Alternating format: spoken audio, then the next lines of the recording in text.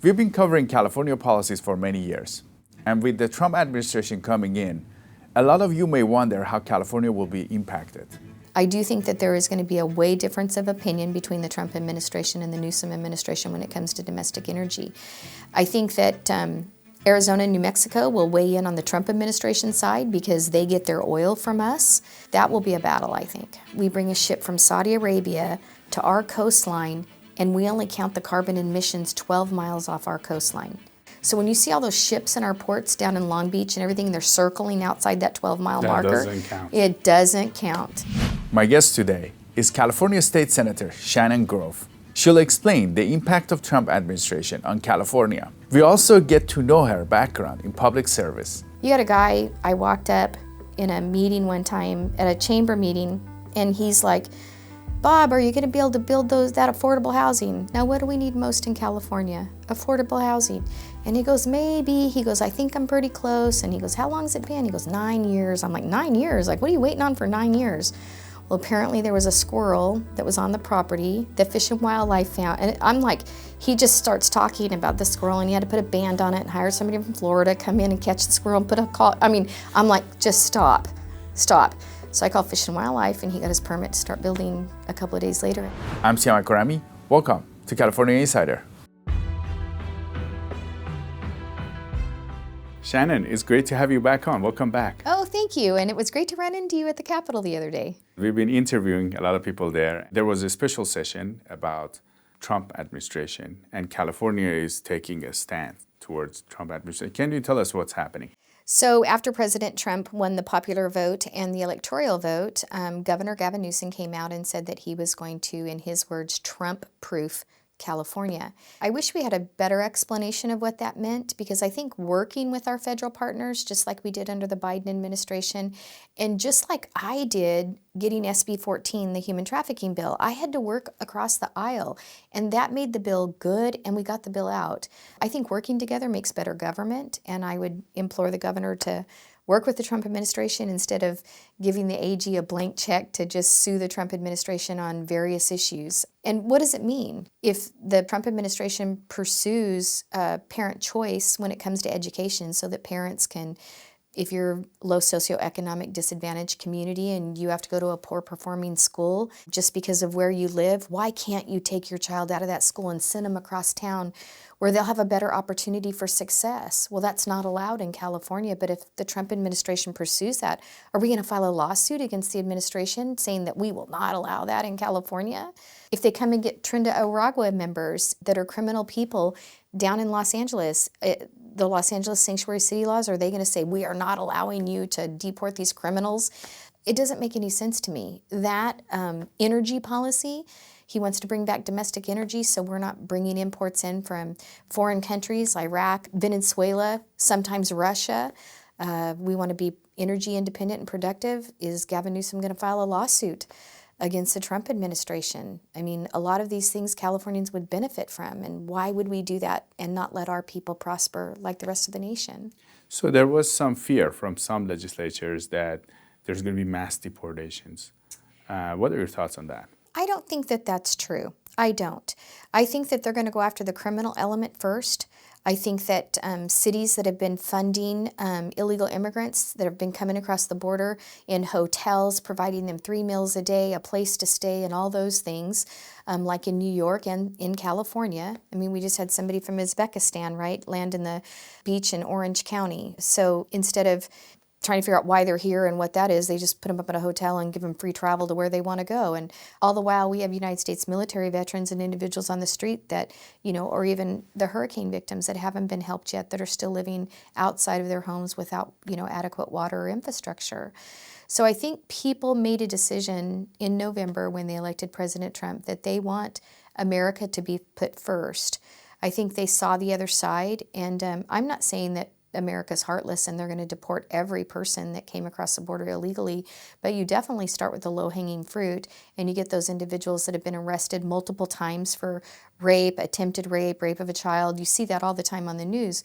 They need to go, and that's how I feel.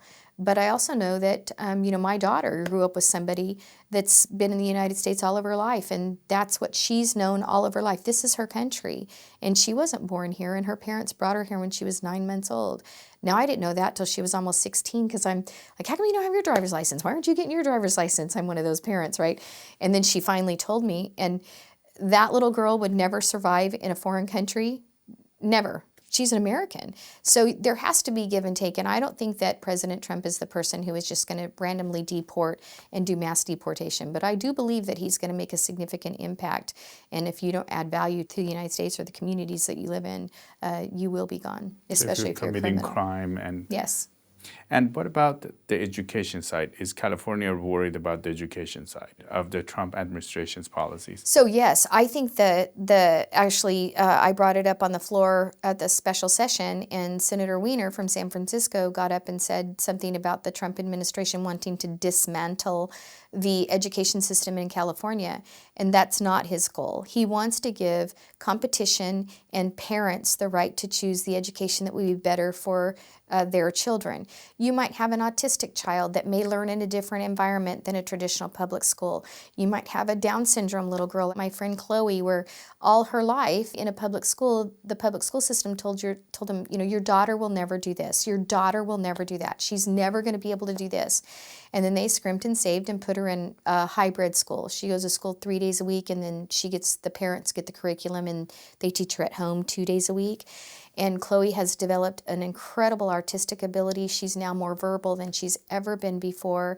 She started an Instagram, Chloe of Bakersfield, where she does makeup tips and dance routines, and because she loves dance. And she's going to go off to college to the Taft-Till program is what her goal is, to learn how to, with other IDD kids, to learn how to take care of your own house and write your own checks and take care of your banking and all of those things like life skills. And I think parents should have the opportunity to pick what's best for their kid.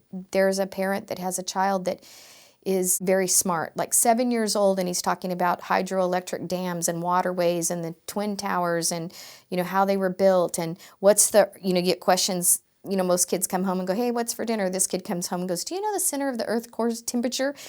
Those kids need to be challenged. And if there's a school out there for kids like that, for them to be able to go, then that money should follow the student to that school so that student can have the best educational opportunities and the best advancement possible. And if the Newsom administration is going to file a lawsuit against school choice, what does that do to our parents and our students that can create a better opportunity in a different school if parents choose to send them there? Now, in terms of energy, you mentioned energy policies, and is California worried that green initiatives will get challenged? They are very worried. Now, you're sitting right here in Kern County, and out of 58 counties in the state of California, we produce 53% of the state's renewable energy, solar and wind, and we produce 70% of the state's oil and gas. So we're a diverse county. We really are. The district itself, with the hydro plant that we have up in the northern part of this district in Fresno County, we have hydroelectricity. So we're very diverse in this district. And to import oil from Venezuela, bulldozing down the rainforest in Colombia and in Ecuador, and bringing that oil to us from Saudi Arabia across our ecosystem in bunker fuel ships. It's 126 million metric tons of carbon emission to bring us a ship for the oil we use every day here. So if you're a true believer in climate change, you don't want to spew those global emissions. But if you're just purposely trying to shut down an industry in California and it's political, then you make votes and decisions to shut down the oil industry, because we still use 1.8 million barrels of oil every single day in California. But instead of getting it here, producing it in Kern County, putting it in a pipeline, refining it, and putting it at a gas station, we're bringing it from foreign countries across the ocean, offloading it on our ports, and then delivering it to the refineries, and then delivering it to the gas stations. It doesn't make any sense. It increases the cost for transportation.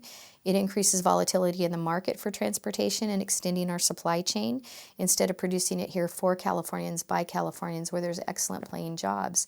So the policy doesn't make any sense. From the environmental side, where they're still using like open air flaming in Iraq, they don't have the environmental quality that we have to produce energy outside. Like I said, the Amazon rainforest, the world's lung, the most carbon sequestration capture place in the world, and they're bulldozing it down to provide us with oil. That makes no sense.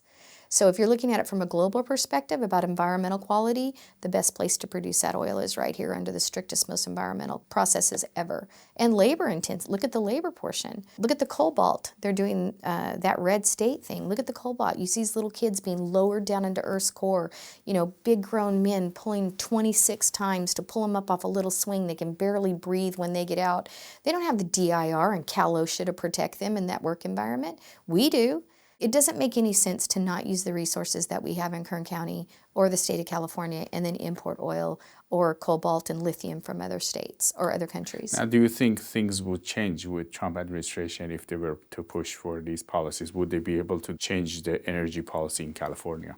So not on California lands, but California does have a lot of federal lands where there are natural resources, and the Trump administration very well could release oil drilling on federal lands. Is the governor going to sue against that and create domestic security? You know, why? I guess my question is that why would we file a lawsuit when we could have domestic energy here, jobs here, higher revenues here for people paying taxes that are working instead of standing in an unemployment line?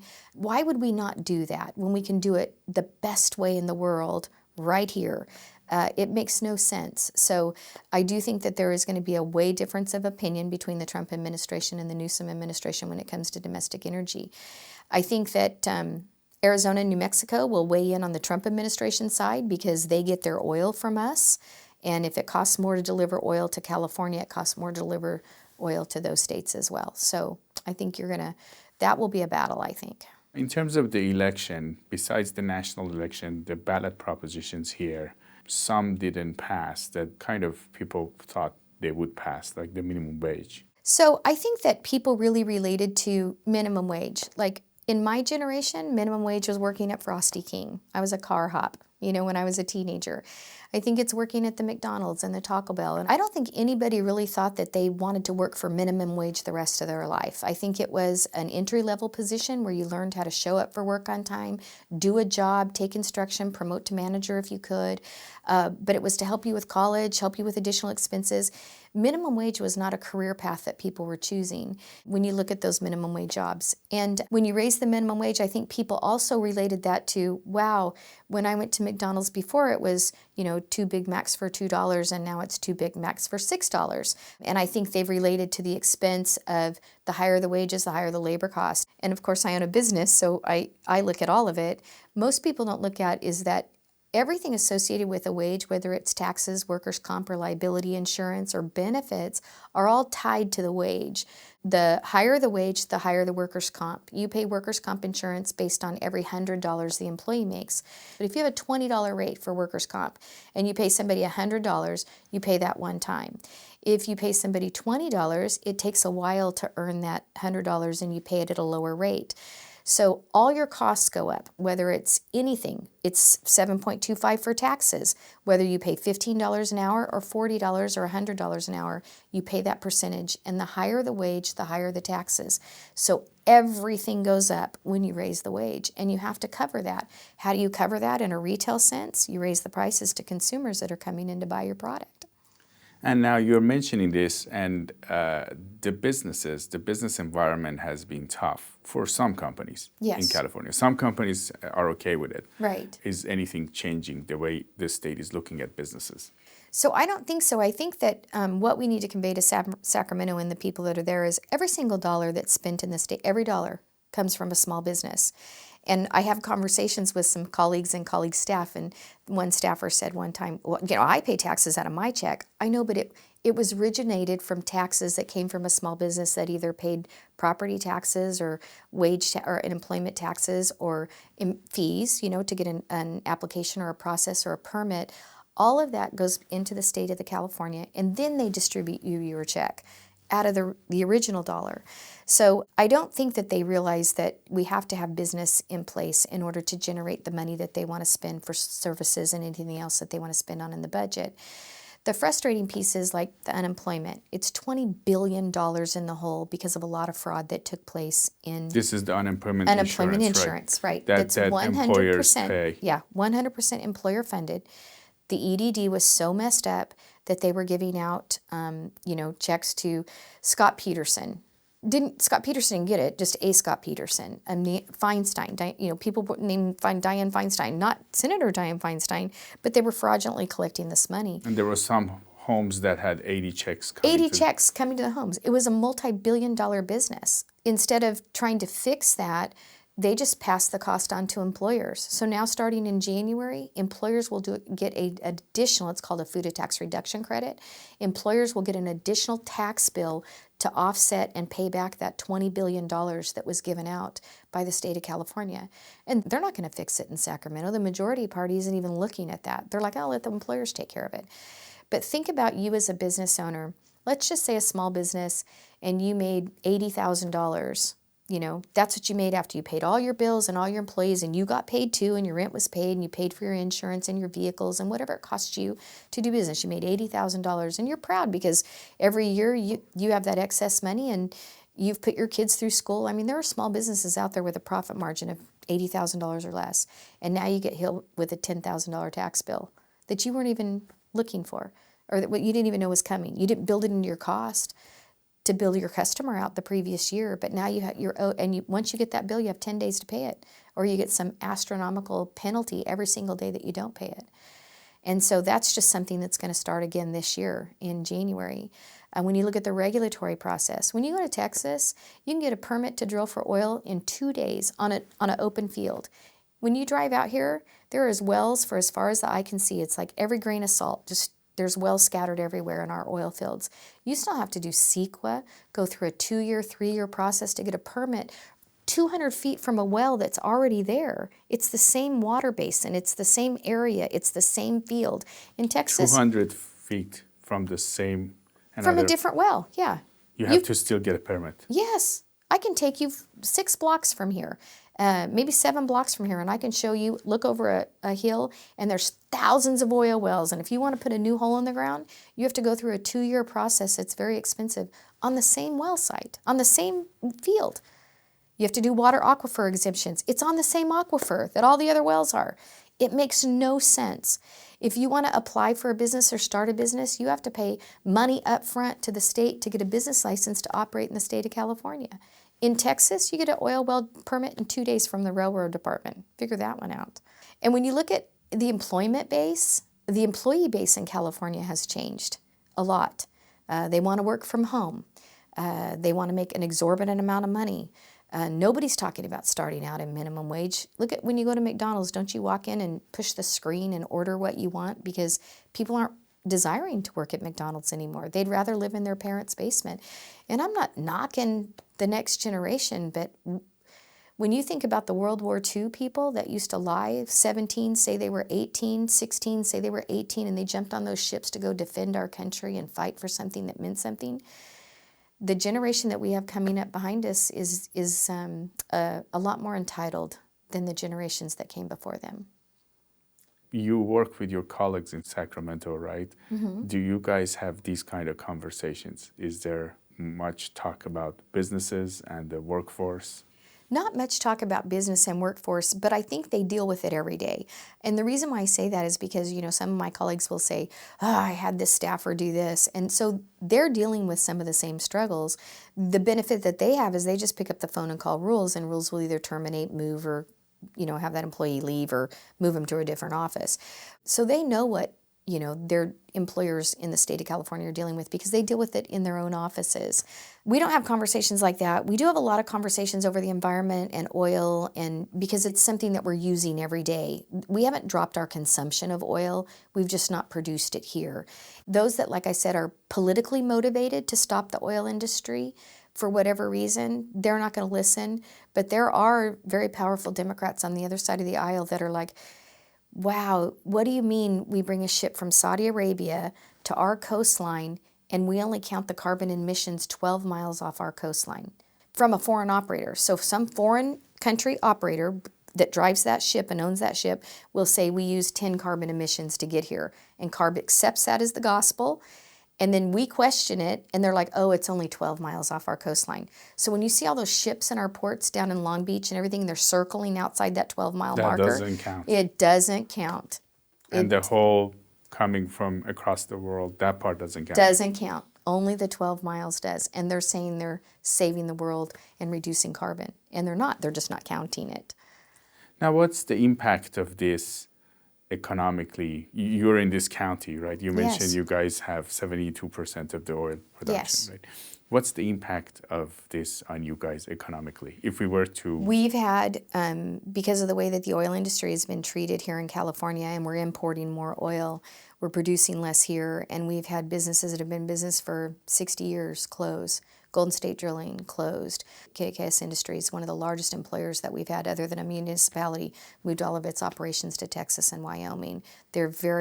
A skeletal crew is left. You have downstream companies, and when I say downstream, you might talk about Chevron, but Chevron hires a welding company, a crane company, a safety company that provides all the safety equipment. They hire a restaurant, restaurants bring out food, whatever. It's a complete community engagement for different businesses that are affected. They buy trucks for their employees to buy, so the auto industry is down.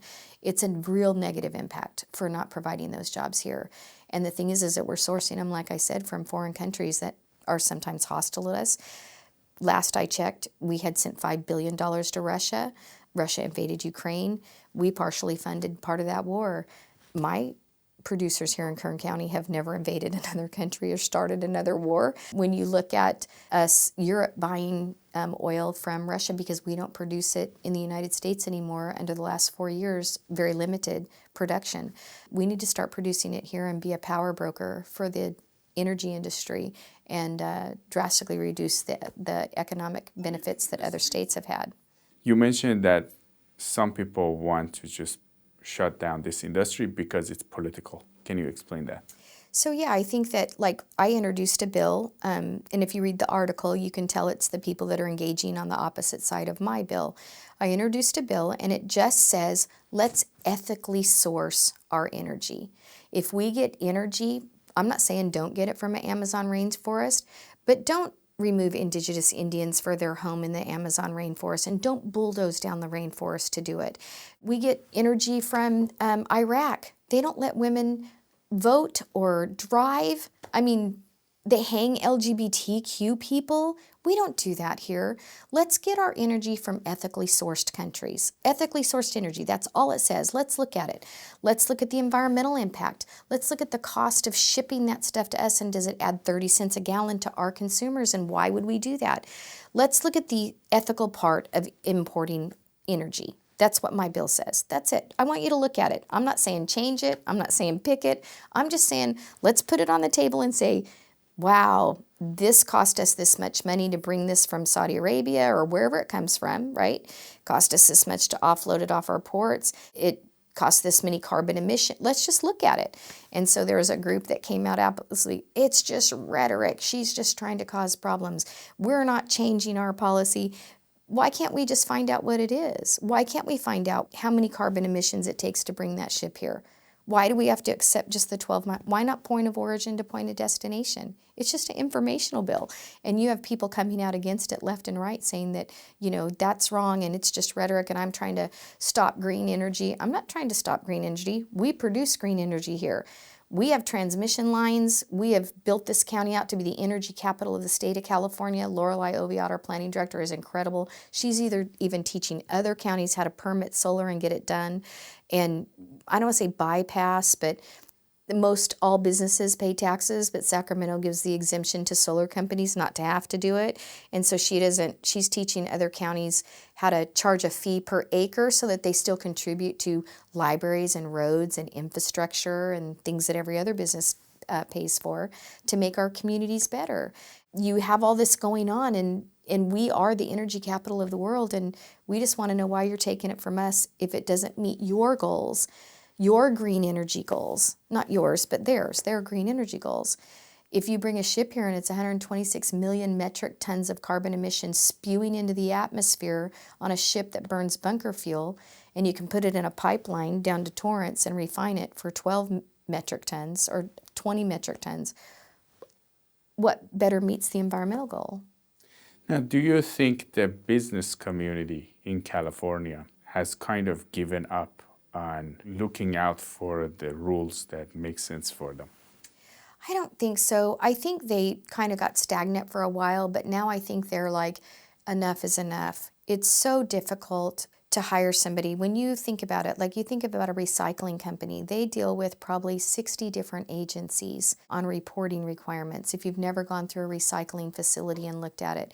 When you look at our agricultural community, their CARB, an unelected bureaucratic agency, just raised the cost of fuel by 60 cents a gallon. I didn't vote for that. My colleagues didn't vote for that. But they came out with this ultra-low carbon fuel standard, and they're going to raise people's gas prices. That should not be allowed to happen. When you look at the business community being able to fight those things, there is technology. When these old rules were put in place, the technology wasn't there, and now there's technology that you could burn a different kind of biofuel, and you could reduce carbon emissions in tractors and farm equipment. But they're like, nope, and it would be cheaper to do. You just change out the engine, it would be a lot cheaper. They're like, no, you have to buy a new vehicle, or you have to buy a new tractor, or you have to buy a new truck. Look at motorhomes. You know how many people have motorhomes, and they're outlawing motorhomes in the state of California? That's Do they have to be electric? dream retirement. How would you have that? I see people up, I represent the area up in like Shaver and Huntington Lake and all of that in the mountain communities, and it snows and people go up to there and enjoy the mountain community and snows, and they've got their Teslas with a generator on the back because there's no way to charge them. I have a problem too.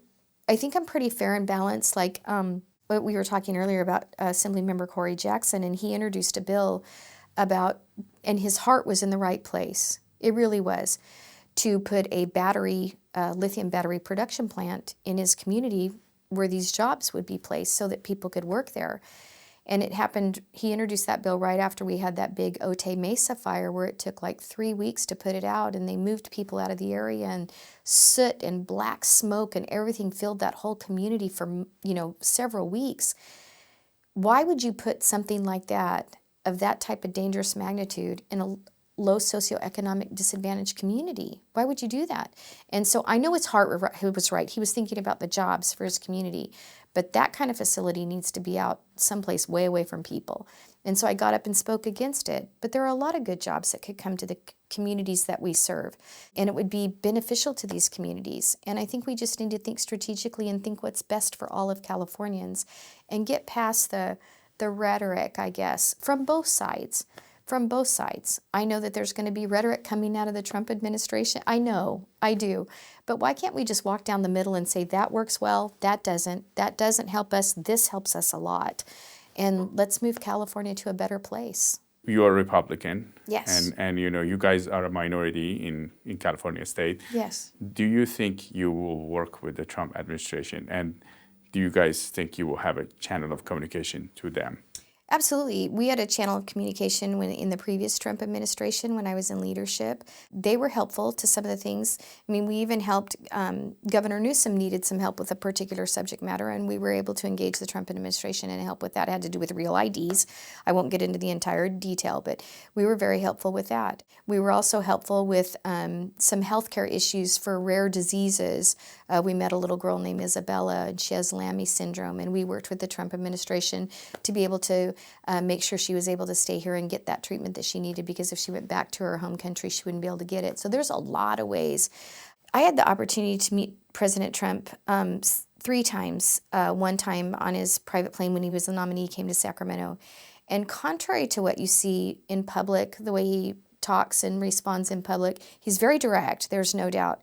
But he really is a kind, humble person. He really is kind and humble. I mean, I'm a nobody, and I walked onto that plane, and he stood up and he's like, oh my gosh, thank you so much for coming. Can I get you some water? And I'm thinking to myself, no, like I'll get you water, right? And his simplistic business way of just solving the problem. He had done some research on my district, top 3 food producing counties in the world, can't grow food without water, can't get water from the Delta because the EPA is going to save the Delta smelt at all costs. That's the 3 words. He says, I've been thinking, and he's talking just like, I've been thinking, and I think we could protect the environment and get the farmers water if we just take out this word, at all cost. This 3 little words. And I'm like, wow, if you could do that, So he's very strategic, but very simple in thinking to solve the problem. He's a problem solver. He believes in a strong military. He believes in strong domestic energy. And he's going to fight for those things. And I think it's going to be better for all of us if we would just work together and get along. And he's also the person, I know that it's been all over the news about, telling Justin Trudeau, well, if you can't make $25 billion without ripping off the United States, why don't you become a state? And he makes that, and I could see that in him. And you could become a governor of, instead of prime minister, and the media has been covering that. I could also see him saying, hey, Gavin, you get $254 billion from me. Maybe we should sit down and talk on how we can work together, or I could use that money elsewhere. Look at, he threw out 25% tariffs. I have no doubt that he will do what he needs to do to make sure he secures and puts America first. And America includes California. And if California doesn't work with him, what would be the impact? If that $250 billion, can it get pulled out? I don't know if all of it can. I don't have that answer. I don't know if all of it can.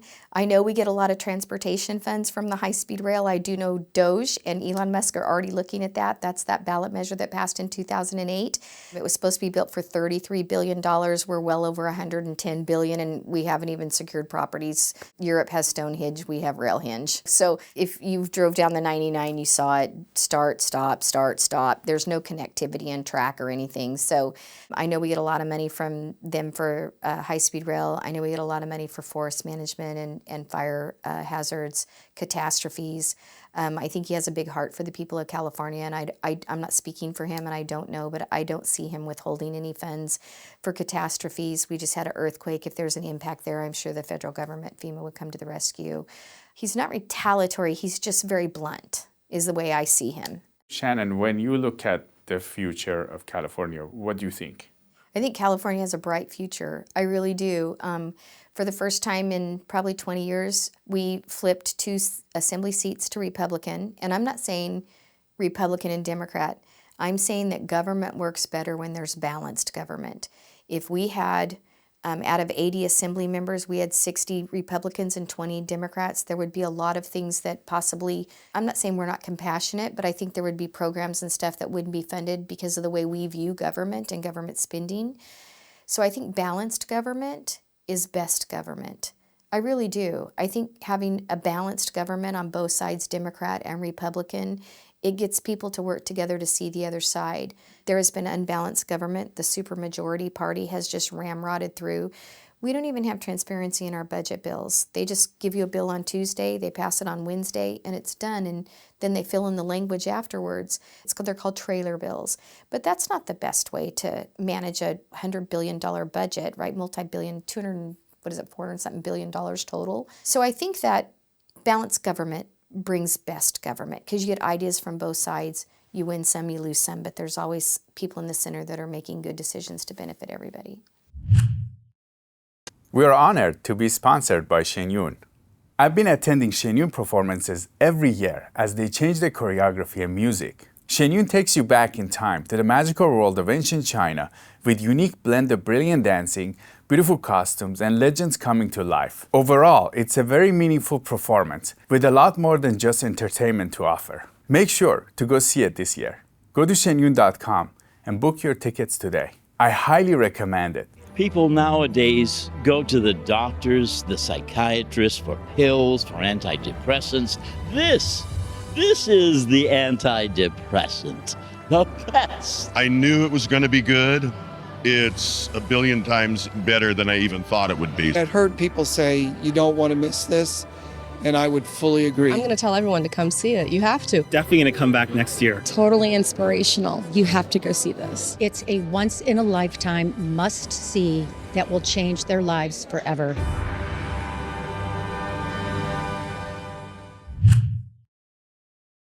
Now, Shannon, you have been in public service for a while now. How did you get into it?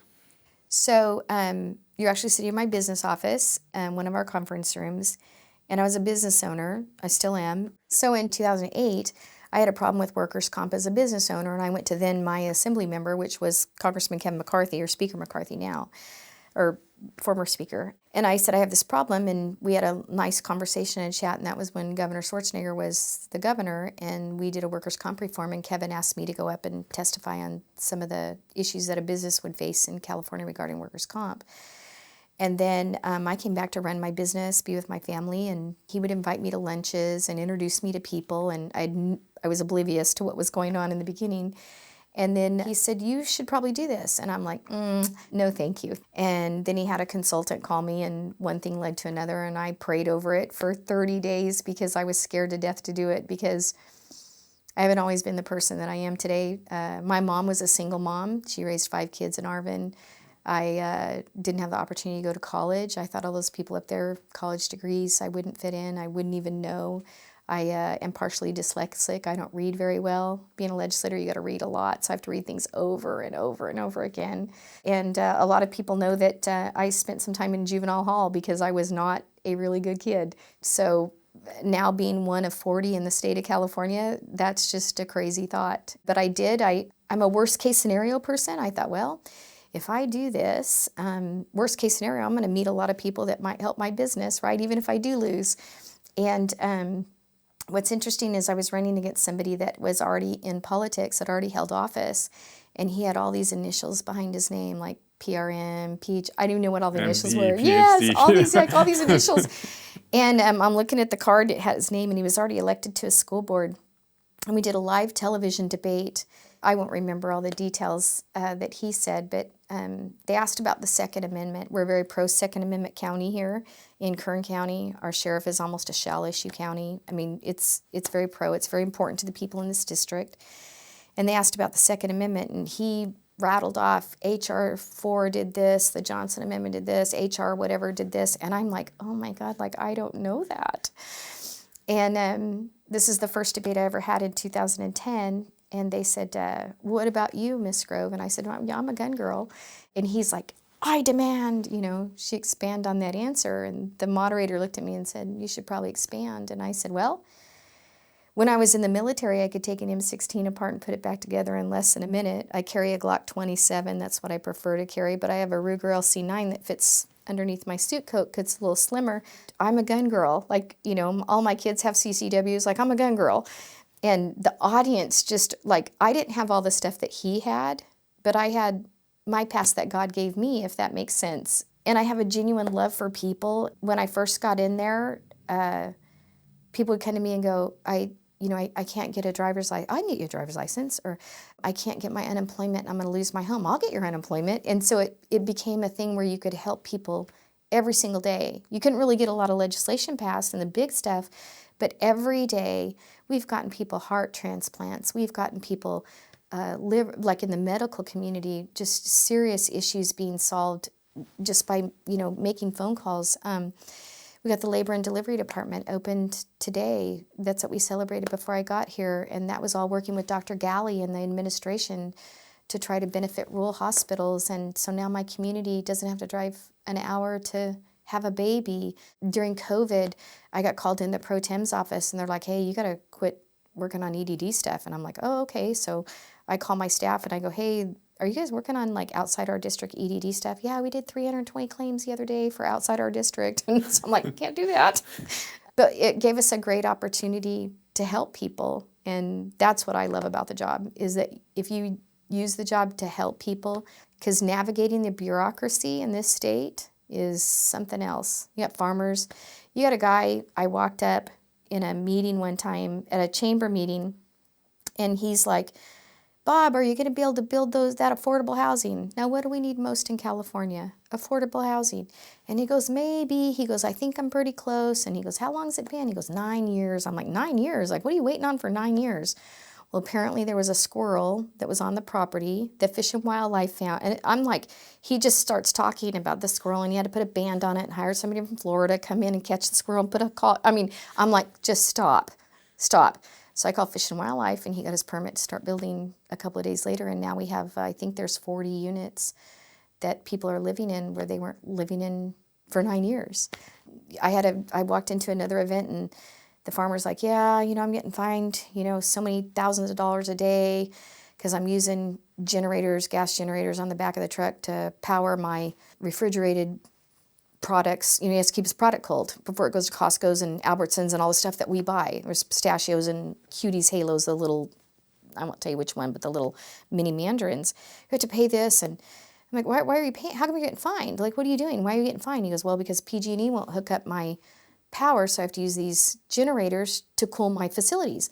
I go, how long have you been doing that? And he goes, oh, 1, 2, 3, 4 seasons, so 4.5 years. And I'm like, you got to be kidding me. You call PG&E and they hook it up. It's so helping people has been a great benefit of this job. When you were going through the process, so you thought that it might be hard for you to get elected.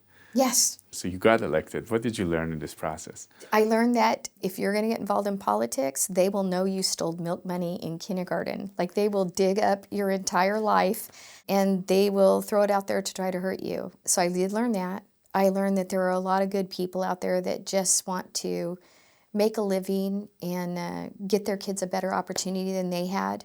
I learned through the Growan farm worker movement that there are a lot of incredible farm workers that produce and grow and harvest the food that we have that really struggled even fighting Sacramento because they didn't want to be unionized, and their kids got free education and different things that the grower offered them. Every time they went to Sacramento to plead for them not to have to join a union, obviously my colleagues on the other side are very pro-union, pro-labor, and even though they didn't want it, they had to fight years. That story, if you haven't done that story, it's an incredible story. The farm workers actually held 2 elections to decertify the union, and Jerry Brown locked up the ballots for 3 years and didn't count them, and when he finally was forced by the Supreme Court to count them, the union lost 90-10. And it's all ran by a little indigenous Oaxacan Hispanic lady named Sylvia Lopez that's probably 4 feet tall, and she's like a stick of dynamite. She is just incredible. What would you say to Californians that somehow they might not be very clear about the future of the state? I would tell them to, hang in there and be positive. There are changes coming. I think we really got a reset, and I know there's a lot of people that disagree with President Trump. 60% of this state supported Kamala Harris, but a lot of people in different areas, there was more red vote in certain areas. But I think that it doesn't matter if you're Democrat, Republican, independent, no party preference. We have a problem with the cost of fuel. If you're going to pay $5 a gallon here, and that same truck, same process, same place it came from, crosses that Arizona the line, and it's $2 a gallon cheaper, we're doing something wrong in California. What's magic about that border, that line? Same thing to New Mexico, $1.60 a gallon cheaper. What's magic about that same truck, the same oil, the same process, delivering at the gas station in Blythe, and then crossing the border, and it's $2 a gallon cheaper? We're doing something wrong. I think Californians that are struggling to make ends meet, you're going to fill up your tank when you leave here, and you're going to put $100 of gas in your car. You're going to pay for it and go, it's expensive. But there are people out there that are putting $20 of gas in your car and praying to God it gets them back and forth to work, or to get their kids to school, because that's what they can afford to do. So I think Californians are waking up to the fact that our crime rates, our homeless rates, when I was growing up, even in the small town of Arvin, I never even saw a homeless person until I was in like 6th grade. And now they're all everywhere. They're everywhere. California has changed, and I think people are recognizing that. And it doesn't matter what party you belong to, you really do think that California needs to change its direction in order to bring us back to the golden state that we once used to be. We're still the 5th largest economy. There's a lot of good things that California offers, but we have a direction that we need to start going to make sure that our constituents can afford to live here. You can afford to buy a home here. You can afford to buy insurance here. Right now, affordability is out the window when it comes to home buying, and if you can get insurance, it's so expensive you can't afford it. So there's a lot of things that need to be fixed, and I think together we can do that. Senator Shannon Grove, it was great to have you on California Insider. Oh my gosh, thank you. And again, thank you for what you guys do. Thank you. You guys are really going to change hearts and minds. Thank you. Make sure to tell us what you think, how California will be impacted by Trump administration in the comments, or you can email me at siyamak@californiainsider.com. We love to hear your comments and your ideas. We'll see you next time.